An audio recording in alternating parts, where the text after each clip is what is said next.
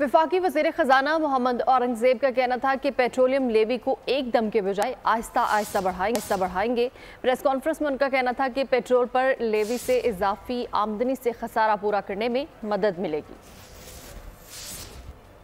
का ताल्लुक है 60 से 80 रुपए की तजवीज़ है। पहली बात तो ये है कि ये हम पहले दिन नहीं लगाने जा रहे। अगर जो इसमें इजाफा होगा तो वो बतदरीज इजाफा होगा during the next fiscal year, और उस पर भी हम जो साथ साथ मॉनिटर करेंगे जो इंटरनेशनल ऑयल प्राइसेस हैं, और उसके मुताबिक से हम इसको आगे लेकर चलेंगे ताकि जैसे आपने जिक्र किया उस पर जितना इजाफी बोझ कम हो सके